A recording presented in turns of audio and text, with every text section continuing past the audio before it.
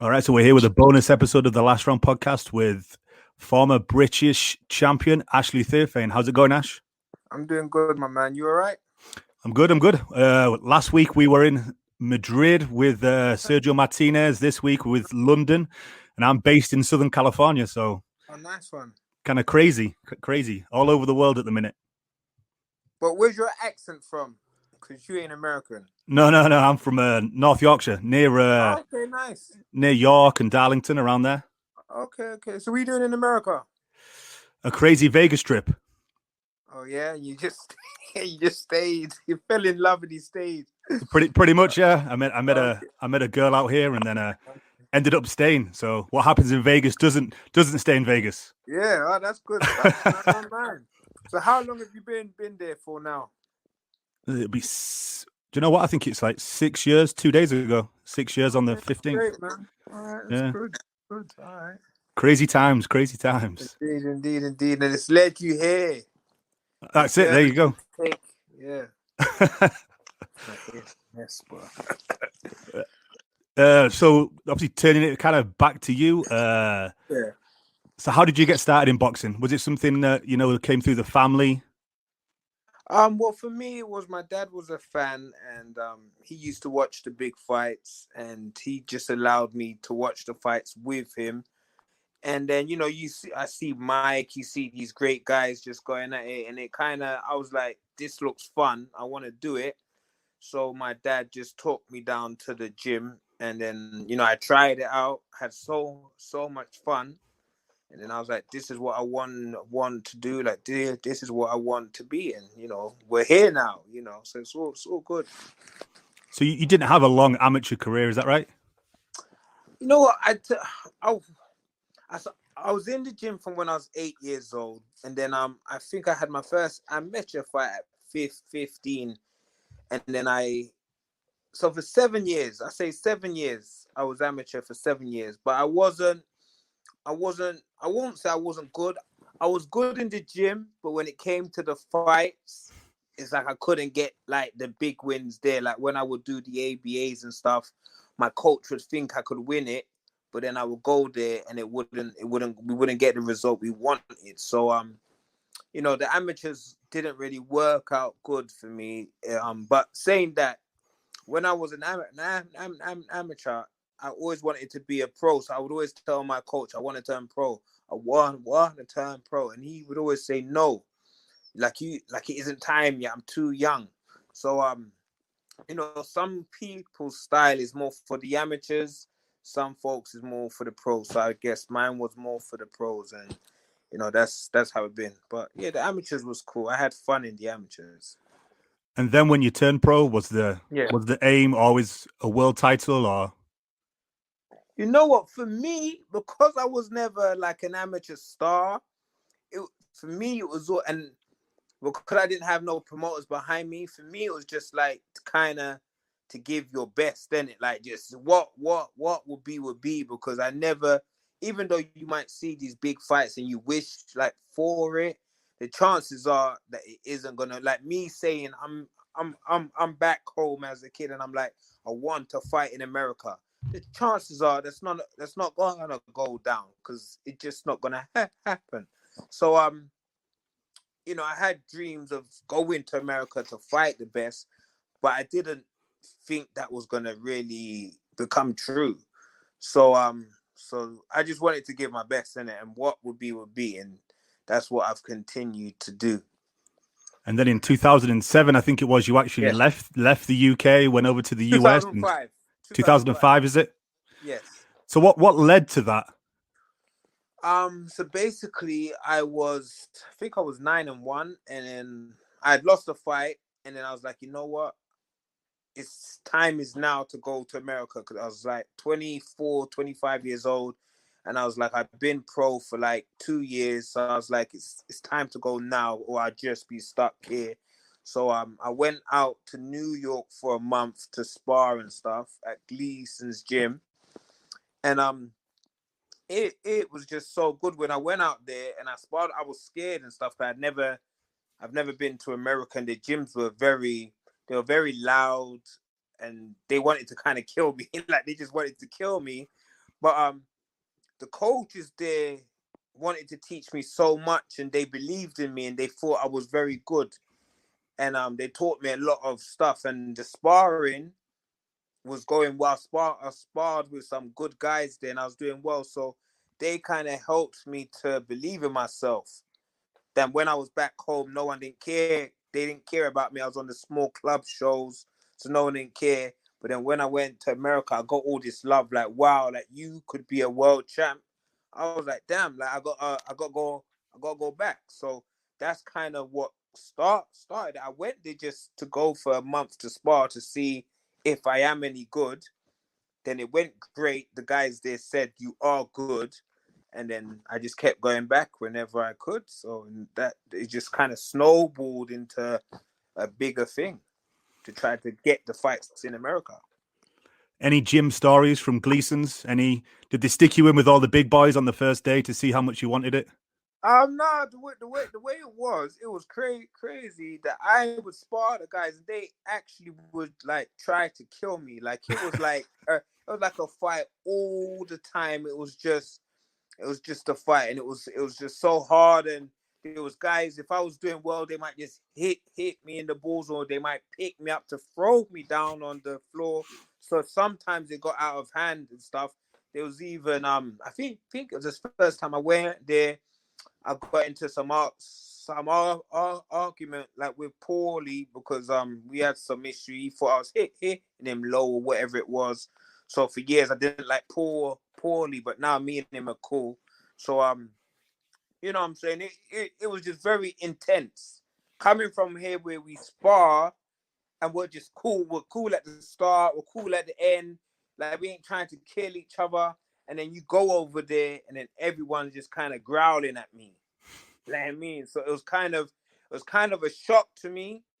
So I had to get my mentality away from how I was in like home, where we're friends, and because over there it was just like war, and that's kind of how I had to learn. But I guess the 7 years that I spent in New York prepared me for when I went to Floyd's gym. So it made me hard, and you know I was very good. Like by that time, and I had seen everything, and I sparred with loads of world champs and whatever. So yeah, it was kind of sink or swim, and I swam. So what led from the move from Gleason's after 7 years to Vegas with Floyd? Well, the time at Gleason's gym, I had beaten the world number 3. I had fought Garcia as well. I had become British champion. So because I had done like so many camps there, I was like, I need a change. So so that's how it came about. I was British champion. I went over to New York for 8 weeks camp, and then I was just like, I need a change. I don't want to be here for 8 weeks. I'm gonna be bored. And then so I took a flight over to like the west coast, went to Floyd's gym for 2 weeks, and they just showed me so much love from the very first day. Like Roger, I done pads with Rog, with Boza, like Floyd himself, he stopped me, he asked me who I was and stuff, and we interacted and said, we might spar. So from the very first day, they were cool with me. I was out there for 2 weeks. I came back to New York. I done 6 weeks there, whatever it was. I done the 8-week camp. Then I came back home, lost the British, and I was like, shit, I had such a great camp and I fucking lost. like, you know what I'm saying? It's nuts. So then I lost the British, can't get no fights at home again. So I'm like Floyd was cool with me over there, and I saw that Ishe Smith had just won the world belt. And I was like, he's older than me. Like maybe I can go over there and I can get some love of Floyd. So exactly a year had gone by, and I flew back to Vegas, and then I walked into the gym. I think because Floyd was gonna fight Guerrero, so it was the Guerrero camp. And he said, "Oh, you're back." So he had remembered me from the whole year had gone by.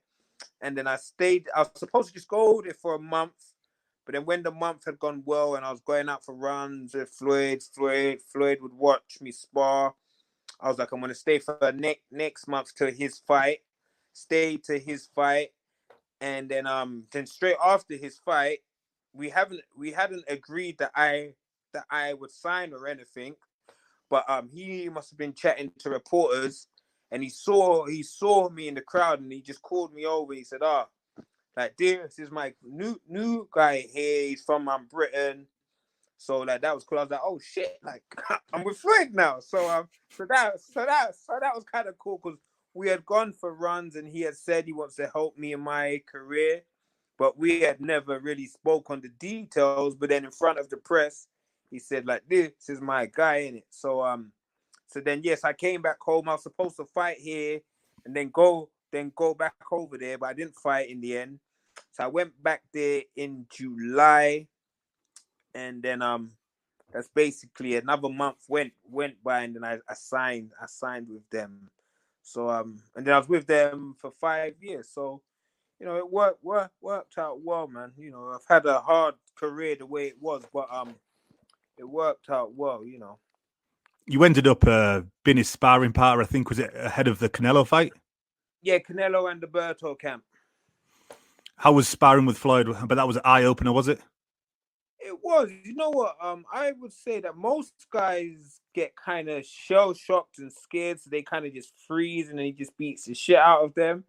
But I was kind of one of the ones who kind of rose to the occasion, because I was like, shit, like I'm against Floyd. Like me, I just kind of found it fun that I would look at ahead, and I got Floyd Mayweather, the best in the world, and I get to go up against him. So for me, I think I sparred him 5 times in like the two camps, and for me, it was just fun. And like, because I actually done very well I done kind of one out of the best out of everyone, because I got a car out of it. I got to fight A, B out of it, because he would always say, if you can fight A, B the way that you spar me, then you can win.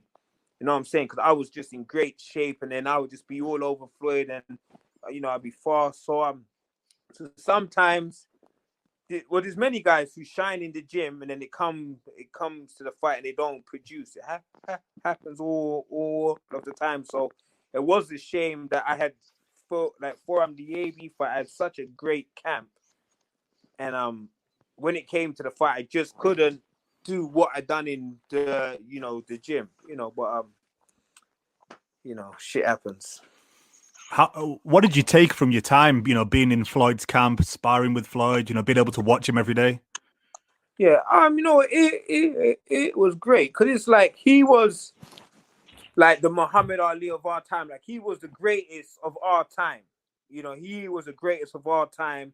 So to be able to watch him, I think the last 3 years of his career, I got to watch him, to go out with him, like the backstage stuff will go on backstage.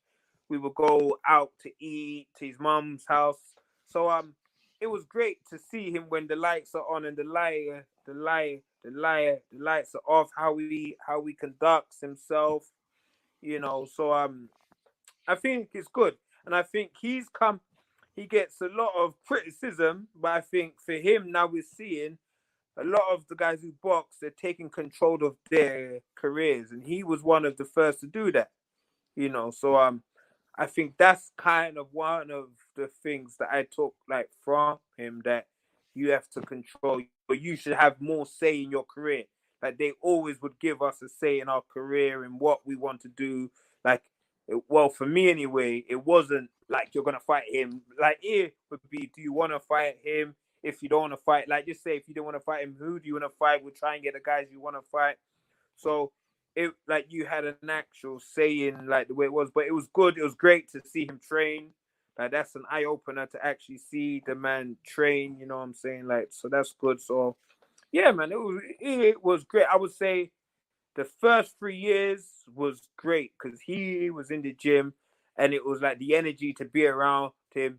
If you watch Floyd work so hard and he's got so much millions, if that don't inspire you to work hard and be the best that you can be, nothing will. So yeah, it was great to be around him, see what he's doing at the gyms, and he could.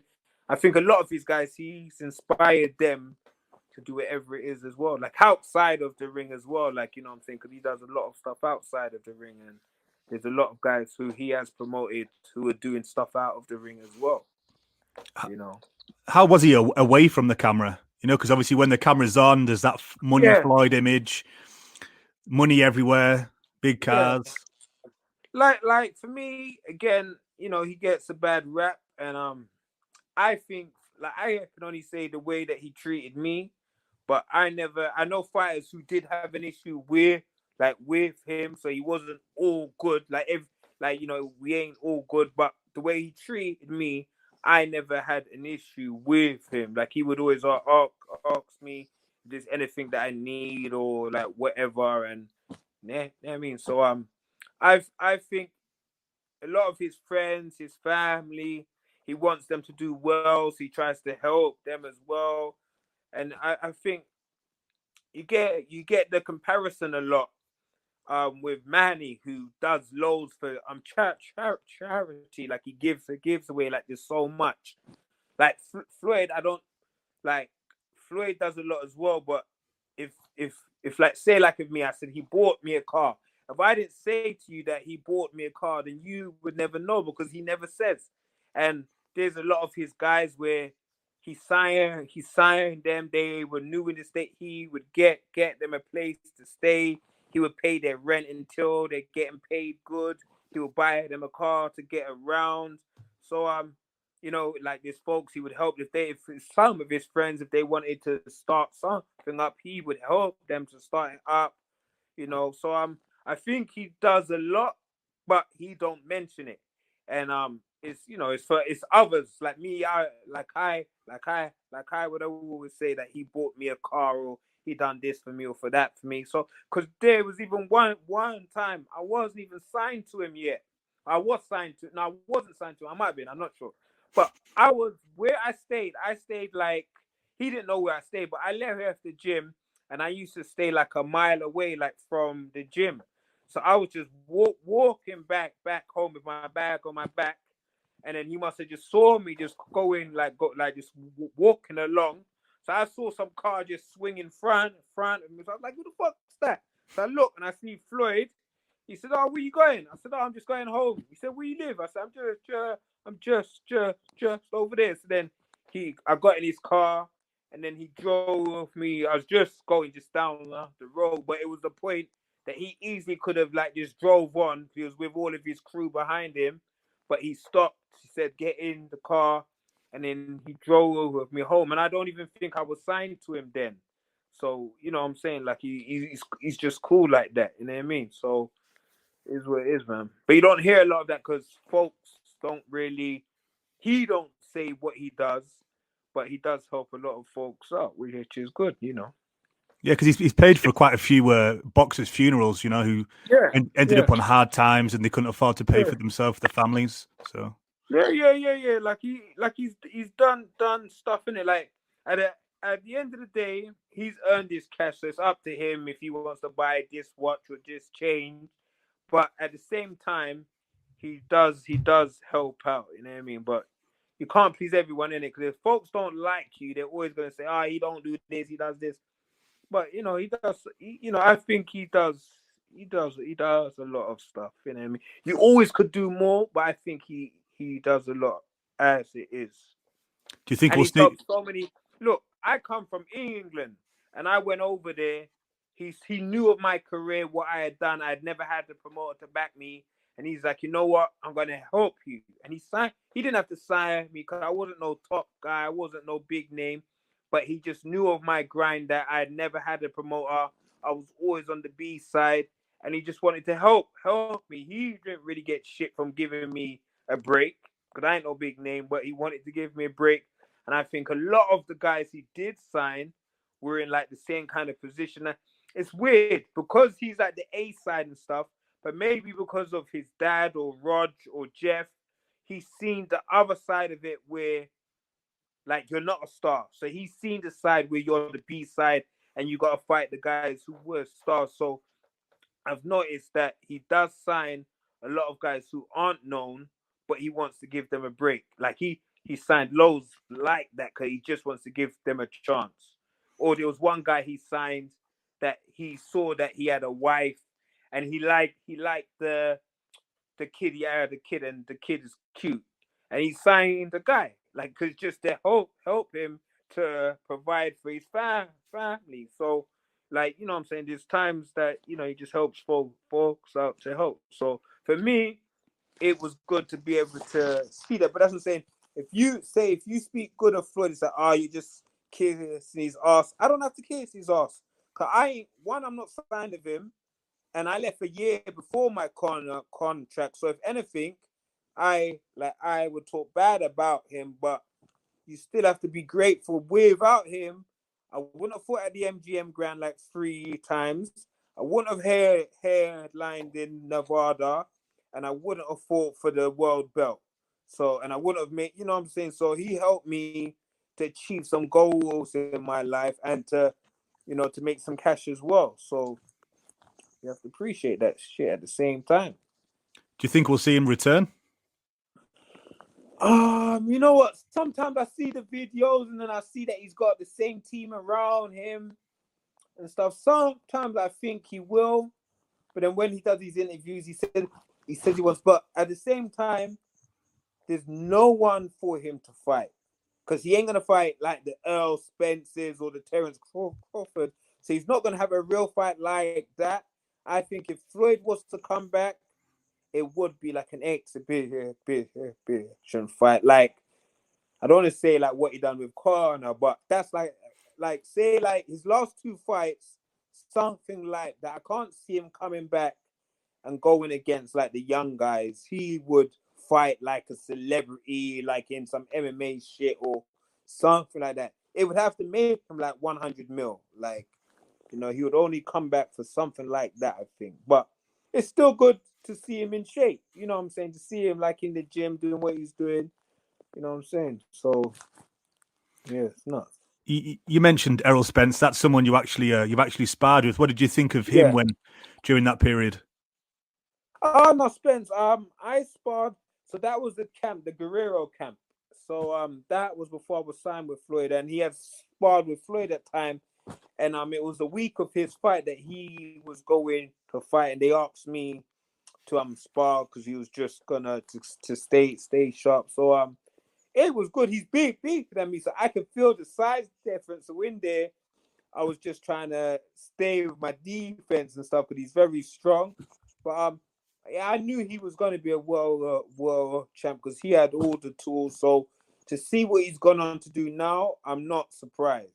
You know what I mean? So at the end of the day, there's Crawford. I think it's out of them two who are the best.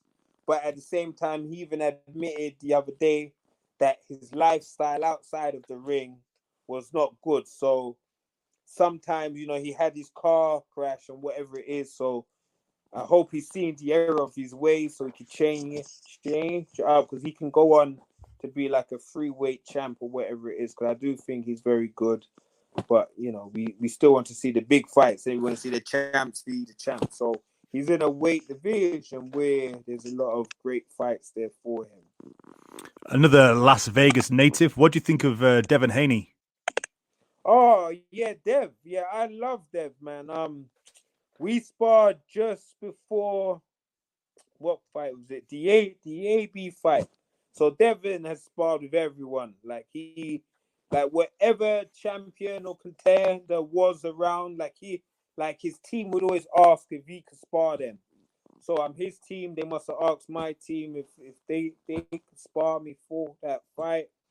And the funny thing is, the week before I had sparred, Teofimo. So the week before I had sparred him like 3 times in the week. Yeah. And then I sparred with Dev. So Dev was very good. He's got skills, he's got speed, his feet are good. I don't know if he's got power. That's the only chink I would say, that I don't know if he's got power, but he's got all the tools, like the speed, the skills and stuff.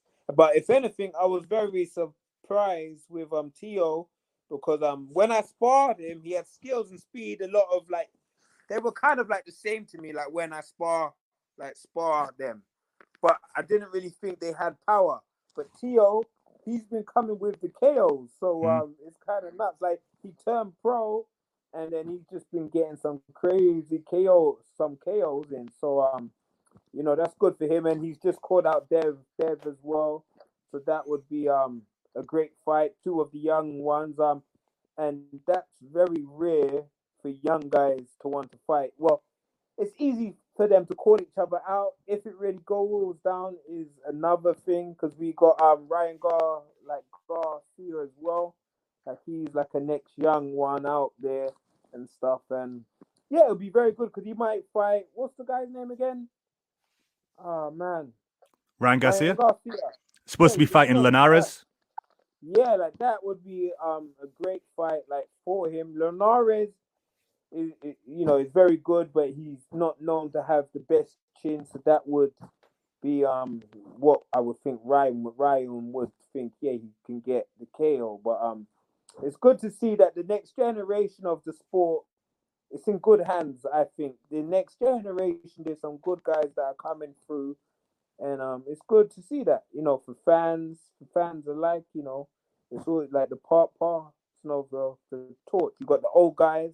Now it's time for the young guys. You know what I mean? Time for the young guys. I know Ryan Garcia had some beef with someone from your old gym, Rolando Oh Romero. What's his name again? Rolando Romero, Rolly. Yes, yeah. Yeah. Rolly's very strong. He's a bit wild, but Rolly's very strong. He could be the wild card because he's not really a big name, but he's got power and he's got heart. He's got a good chin. So he's one that could come through. Who again? Another one that Floyd didn't have to sign him because he wasn't no top amateur, but Floyd gave him a break and then he shined in the pros. Like he come up slow. Then of the last year, he's been starting to make some noise. So again, like Floyd likes to just help folks, and then it's up to you to grab it and to if you're gonna shine or not. So he's another one. So again, I say the sport's in a good place because there's a lot of these young guys that are coming through and just trying to make some noise. But it's a shame when like some of them are trying to get the fights and the other ones won't bite. The other ones won't fight because it takes two to make a fight. So you always have. It's all good you doing the talking, but you gotta get in the ring, and no one wants to lose their old. You know what I mean? After you left Mayweather Promotions, you went on a little bit of a world tour: Germany, Hungary, Ghana, Poland, Mexico, out in Dubai. Can you just explain why you decided to do that? Was that just something towards the end of your career you wanted to experience? Yeah. So basically, 3 years ago, I done some interviews, and it was weird because 3 years ago I forgot about the interview. I said that I wanted to do a world tour, and then I was with Mayweather Promotions. I'm getting older, so that's why I just asked them if they could release me because I was like, I want to fight home one more time, and I want to do a world tour before I retire. So I had basically achieved everything that I wanted to achieve. Like I ain't got like I'm 30, I was 39 or I'm 39 now. So I'm not going to achieve nothing else. Like there's nothing more that I'm going to achieve what I can. So I was like, you know what? I want to do a world tour, just kind of take the stress of the sport because the sport can be kind of stressful when you're in those big fights and whatever it is. So I just kind of wanted to do like a 10 fight, like world tour, just going all over the world, just having fun, getting some wins, seeing the fans. And it was kind of cool to go all over the world and to know that a lot of these folks know who I am. You know what I mean? So it was kind of nice. Like I would say the best thing about it was meeting and interacting like with the fans. 'Cause I got so much love. So that was kind of cool. Still, I did enjoy that. So for me, it was kind of just to relax for 2 years, like stay in the gym, and just have some fun, just going around the world, just getting wins, and you know what I'm saying, just making the most of it. Because I've done everything I wanted now. So when I haven't retired yet, but when I do retire, like I've done everything that I wanted to do. So so even after my last fight, I could have retired that night. I went back to the changing room, and I was content. I was like, I'm I'm proud of me. Like everything, because I'm writing a book like right now. So I've read about me as a kid, my teenage years, and everything. So just to think of what I wanted to do when like 20 years ago, and everything I had to go through to get to where I was, it's just amazing to look 20 years on and to see what I've achieved. So like loads of folks say, but you ain't no world champion though. Sometimes it's not even about being a world champion. There's some world champions I've had a better career than them. Like you might have the belt for like a fight or two. It's cool to say you've been a world champ, but for some of the stuff that I've been through, for me myself, like I could die today and I would be very proud of what I achieved because as a kid, I wanted to fight in America. I fought in America.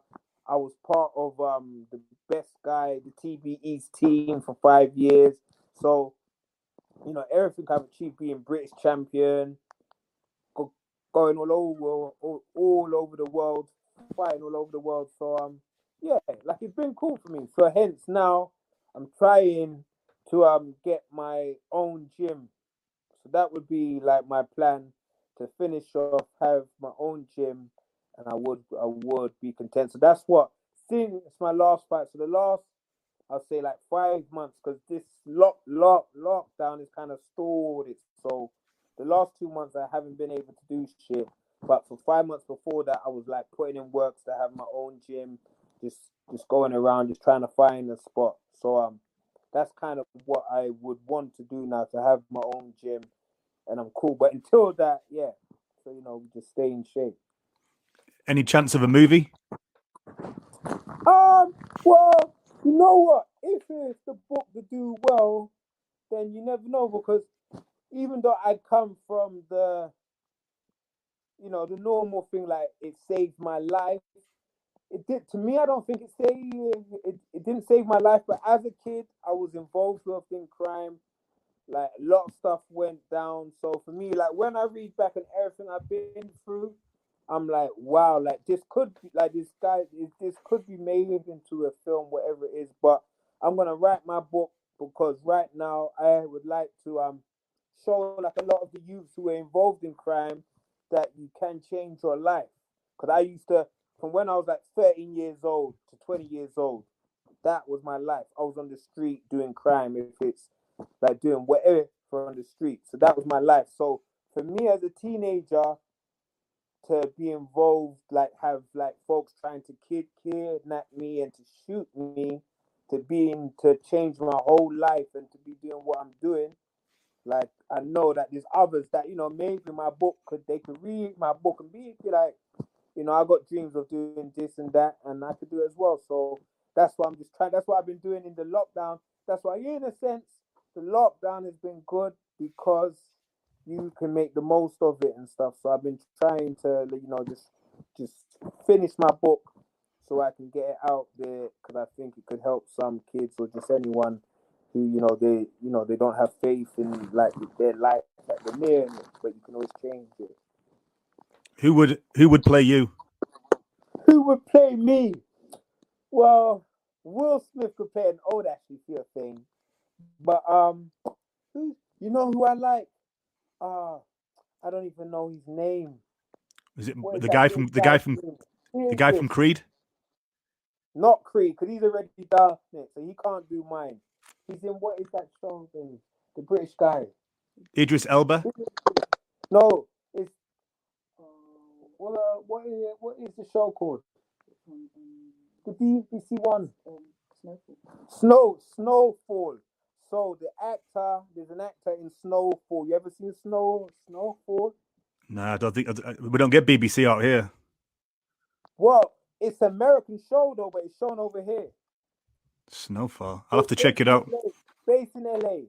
It's based in LA, and it's called Snowfall. So the lead actor in that, He's dark skinned though, but the lead actor in that, I think he's a good actor, so he could play me. Oh, Damson Idris. there we go. Damson Idris. So he could play me. He's a very good actor, and he's British as well, but he's in America. Oh, okay. So out of all the countries you fought in, which one's your favorite? Ghana was good. Ghana was better than what I thought it would be. Like Ghana, it was nice to go there because they made me feel at home. Like it was kind of weird, you go to these places and sometimes you're scared because you don't know anyone there or whatever it is, and they just kind of like just put their arms around me and said you're home. Like you know what I mean. So Ghana was good. The Dubai fight was good. The show there was a great show that they done in Dubai. St. Lucia was good as well because that's where my dad is from. So it was kind of good to fight where my dad was born and to represent my family, like my St. Lucian side. So like to go back there, that meant a lot like to me. So yeah, so I would say those kind of ones, those three spots were like my favorite one. But each one of the wherever I've been, Romania was fun. Poland was cold, and I was sick in Poland as well. But Poland was cool, like So there's a lot of them. But America is always. I think I've had like 20 fights in America, so that ended well. You know what I mean? That I had around 20 fights in America. Favorite venue? Was the MGM Grand. I loved the MGM Grand. There's one fight that I wanted to fight at that I never got to go. It's MSG. I always wanted to fight at the MSG and I never got to. And the weird thing was, I was supposed to fight Zab there, and this was 2008, just after I beat Chop. I think it was under Ray Jones and the Joe Calzaghe bill. And I was supposed to fight Zab. And we trained at the same gym in Brooklyn. And so when I didn't even know that Zab trained at the same gym because he used to come in at like 10 o'clock and I used to come in around 4, 5 o'clock. So we didn't see each other and I didn't know he trained there. So I was training with Dimitri Salita at the time. And so I think some of his guys in his team, they found out that it was me who we were supposed to fight. And they must have just said, no, because I think he was just supposed to have like an easy fight. So I don't think he was going to get paid a lot. So we wanted to. So then I was supposed to fight Zab there, but then Square Ring, because Square Ring, they were the promoters. I forget the guy's name. So the guy who was in charge, he said that I could fight my friend who was also on the card, Francisco Figueroa. Mm-hmm. He fought, what was the drunk master? He fought Emmanuel Augustus. So they asked me to fight him instead. But because I knew that he had a shitty camp, I said, I can't fight my friend because he had confided in me that his camp had been so bad. And I had a great camp because I thought I was going to fight Zab. So I can't turn around and fight my friend because I knew his camp was bad. And then he must have got a draw as well. So I could have fought there, but because I'm a real friend, I didn't fight there like an arsehole. Yeah. So you said obviously you're still looking for that one last fight. I think it's back in Britain. Are you still looking for fights against like Ricky Burns, Terry Flanagan, maybe even O'Hara Davis? Nah. I've given up because if those was gonna go, I've been back for 2 years now. So if those fights were gonna go down, it would have went down. They don't want it, or their promoter were like don't want it. It is what it is. The only fight I was offered, what's his name? Josh Kelly. Mm-hmm. Josh Kelly. So I was offered him like 3 times, said no twice. Then on the 3rd time, I told her yes. That was last March, but then they went quiet. I don't know why they didn't want to fight because they asked for it like 3 times. So that was kind of that. So it's weird. I've been chatting to some promoters or whatever it is over the last 2 months about some fights. So until so they're trying to say like fights are gonna go on soon. They're just waiting to chat to whoever. So I might get to have like 2 fights this year, but yeah, I'm trying to get my gym. So my gym is like my main thing that I care about. I'm still in the gym. If I get a fight, great. If I didn't fight again, I wouldn't give a shit because I've done everything that I've wanted. What did you do? So from when I get my gym, I'm out. But until that time, if a fight came up, I would say, all right, cool. So that's kind of where I am now. But that's what I'm just trying to put in. That's why because my friends are saying, you're going to be like Roy Jones, just keep having fights. I said, well, I'm not trying to get KO. I'm not trying to get KO like that because I love Roy, my number one guy, but because he went on for too long, he lost to a lot of guys that he shouldn't have lost to. So yeah, so that's why I'm just trying to get my gym. So I got something to do. You know what I mean? Because that's what happens. A lot of us who want to retire, we ain't got no other skills, or we don't know what to do next. So we just keep continuing to box until we get hurt. I rarely got a stutter, so I don't need to get no bad slurring or whatever it is. So that's why I'm trying to get my gym so I can say bye bye and just kind of enjoy my life and stuff, man. But yeah. If you could pick one last fight, pick the opponent, pick the arena, who would you pick and where would it be?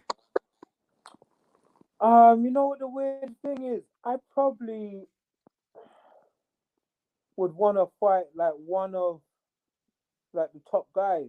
Like if I could pick like one guy to go against, it would kind of be like who is the champ, the WBC champ, that Ramirez guy, whoever he is.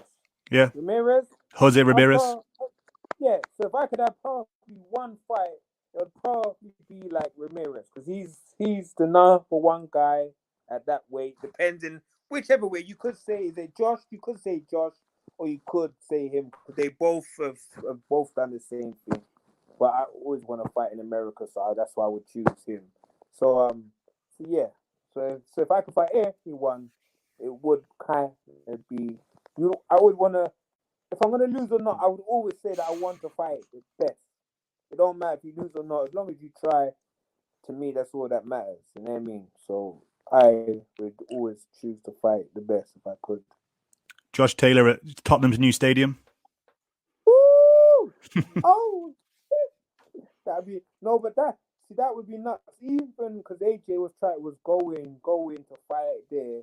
It would have been great to fight on that card list. I was like, damn, it's a shame I'm not signed with Eddie now, boy, because I would love to fight at the Spurs ground. But yeah, so yeah, who knows, man? Who knows? You're like, Eddie, So, I'll fight for free. well, yeah. To be on that card, it'd be a great card, a great place to fight. That would be like the tick. You could tick, say, yeah, I'm done now. I'm done now. It's not even about the money. I just want to fight at the Spurs ground. You know what I mean? So no, it's all good. Hence, we got the Spurs. We're wearing the Spurs pajamas. The Spurs pajamas. So, Ash, with all your experience and knowledge, would you consider being a coach, a manager, or an advisor? You know what? I always said for I think the last 10 years, I would like to help the guys advise or manage them because you get like I would want my 25% because the coach, it's where the coach puts in the most work but gets the least amount of cash because the coach is there every day and you spend the most time with the guy. You're normally friends because he confides in you what's going on in his life and ever. So the coach, I don't want to say doesn't get paid what he's worth, but the coach does more work to me. But I just done my ABA with England boxing. I just done my coaching awards. So I'm officially a coach as well. So I've just passed, I think it was March that I passed. And I've been working with a few of the amateurs and I kind of enjoy it. So at first I didn't want to be a coach because I was like, you guys don't get paid enough. But I actually enjoy it. So now I can see why there is guys who like to work with the amateurs, or they like, you know what I'm saying, because they like to see them grow and see them improve. So I would like to manage, but I'm at the same time I do see why guys coach. So you never know, I might coach as well. So yeah, I would like, but I would also, the thing with me, because I spent majority of my career abroad. If I was to like hold a guy in his career, a guy or girl, like with their career, I would want to take them abroad. Because I think a lot of times we stay where we're comfortable, and sometimes when you go abroad, that's when you take a risk. Because that's when you're not surrounded by the referee that know you. Like you go into the unknown. So for me, I always enjoyed going into like being. Sometimes I enjoyed being the B side because I was expected to lose. So if I did lose, it didn't really matter because I was supposed to lose. But then when you win, it's even because I always remember when I beat Chop, the crowd were like chanting USA, USA, USA. That was at the start. By like the last half of the fight, they started to chant my name. So like that was kind of great. That was great to see that I could change the fans cheers. And even when I was when I fought the British champion here, and the crowd was cheering for Lenny, to silence the crowd and beat their guy always felt good to me. So I kind of used to like going and doing what everyone says you can't do. You know what I mean? So for me, even when I was supposed to lose against AB, I believed 100% that I was going to win because I had trained so hard. I had such a great camp, like everything, and I believed I had a style that could. Because the fights that I saw that he didn't do so well in, or he had lost, I was like, I can do that too. So I always believe, it's weird. You can sometimes you could be going against a guy who is better than you, he's achieved more than you, but then you still believe that you can do it. So that's another great thing about the sport, is that there's many guys like me who don't give a shit if a guy's a champion or if a guy's a star. They still believe that they can pull off that upset. And I was always kind of like that guy who believed he could pull off the upset and just believed in myself. Hence why I went 10 years without a promoter, and I went on to be like the world number 4 British champion, fighting all over the world. And then I got signed to Floyd after that. That's kind of unknown to be on your own for 10 years and then get signed by promoters. Normally the other way around. You get signed at the start of your career, then you know what I'm saying, you might lose your promoter, and then you got to do it the way that I done it. So yeah, it's interesting. I don't want to keep you too long, Ash, but can you give us some of your favorite fights for us to watch during this lockdown period? Um, I'll say, oh man, I had done compiled such a good list the other day, and it was like of not like the ones that everyone says. Like I would say, like it was like what's his name? Weirly Pep. So Weirly Pep fights. He's a great guy to watch because he has skills, but he also could fight.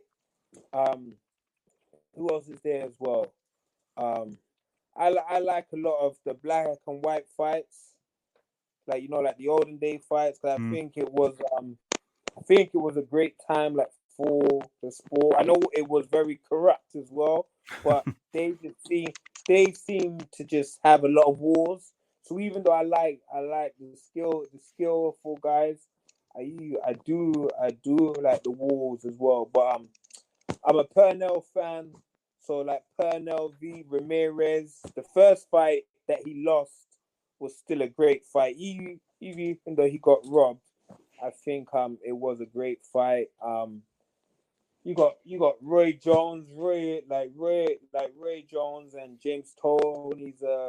I think was a good fight. He showed a lot of skills on that one. Well, a lot of Roy Jones fights, like when he was champion, are just great to see like what he could do.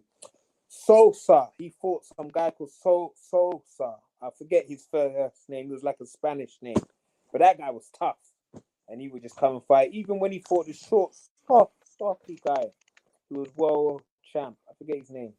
But yeah, but there's a lot of good. But a fight that I watched before I used to go out and have my pro fights, I would always watch Hagler v Mugabe. Because I think they don't get mentioned a lot. They say Hagler and Hearns. Yeah. But the Mugabe fight I like because it was like a war for like, I think it was 9 rounds or something like that. But they were just going at it. Like, and I think it's a great fight. And I thought that was a great fight. So that is a fight that I watch for all of my fights. And I also like the Cotto fight and Floyd Mayweather fight. That doesn't get mentioned a lot, but that was actually a war. Like Floyd didn't really box a lot, and I love Cotto. I'm like a big fan of Cotto, so I thought that was a great fight. The Floyd v Gatti was a great fight as well. That was a good performance by Floyd. Yeah, man, there's some great fights out there. Let everybody know where they can find you on social media and anything else you've got in the pipeline. The floor's yours.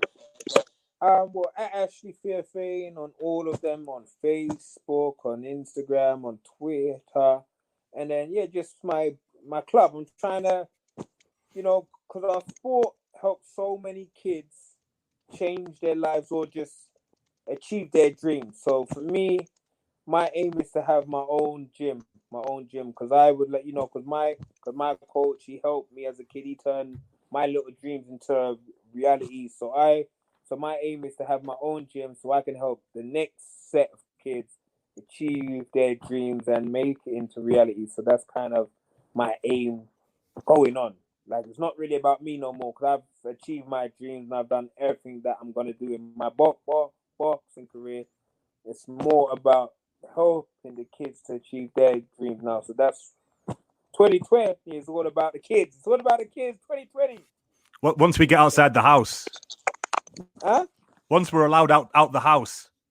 Indeed, because I'm inside. I've been inside for like 7 weeks now, I think it is. So it's cool. I'm trying to make the most of the time. All right, Ash, thanks for your haircut as well. My haircut. Look at that. I need a haircut. Help me. Get me out. All right, Ash, thanks for your time. You can obviously find us at The Last Round 12 on Twitter and Instagram, and we'll be back tomorrow with episode 80. So, Ash, thanks again for your time, and hopefully we'll be allowed out soon and the fights will be back on, and we'll see you at the York Hall or Tottenham Stadium, something like that. Okay, all right. See you, my man. Thank you very much. Bye-bye.